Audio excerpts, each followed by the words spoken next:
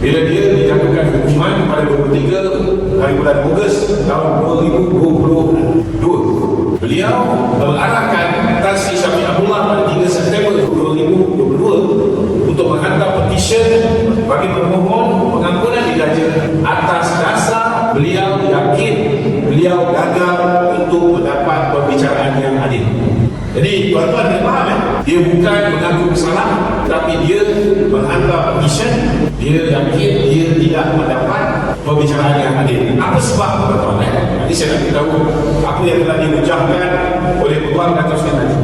Pertama sekali saudara, bila Dato' Sri Najib didakwa dia sudah ada dalam manifesto ketika itu pihak yang menang itu manifesto Pakatan Harapan, iaitu mengirim Dato' Sri Najib ke mahkamah. Sebulan selepas mereka menang, tidak ada sebarang pendakwaan, dan ini menyebabkan penyokong-penyokong Dr. Malik ketika itu mendesak supaya Dato' Sri Najib dibawa ke pengadilan. Itu sebabnya kita tengok dalam kes Dato' Sri Najib ni agak pelik kerana berlakunya dengan tegang lagi jelas, iaitu pendakwaan dulu, siasatan kemudian. Contohnya hari ini didakwa di bawah amal, besok baru bagi amal panggil Dato' Sri Najib untuk memberi keterangan. Ini tak pernah berlaku dalam mana-mana dunia lah senang cerita.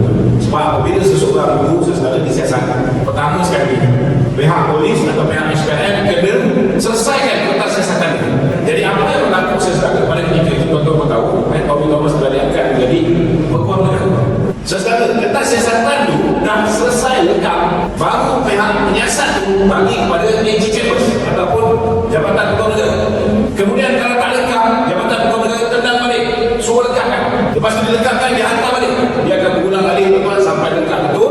Bila AG dapati bahawa mereka ada strong case, tak boleh kalah, barulah AG akan meneruskan dengan pendakwaan.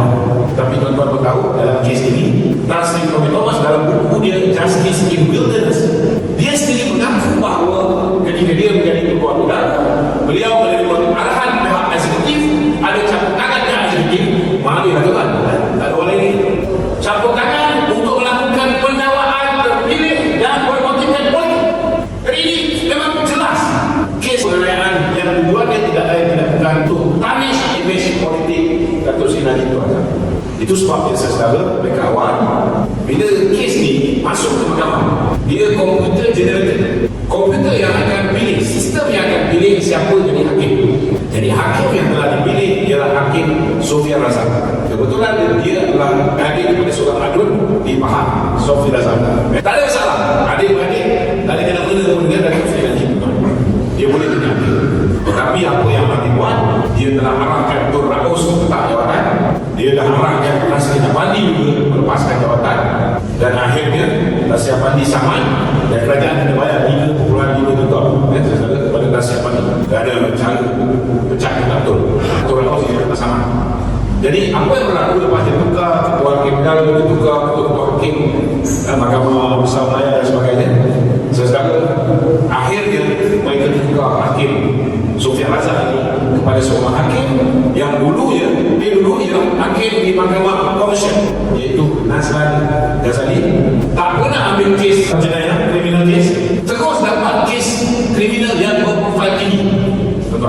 Kita tak tahu masalah tiba-tiba hakim ni dipilih oleh kerajaan untuk memahami.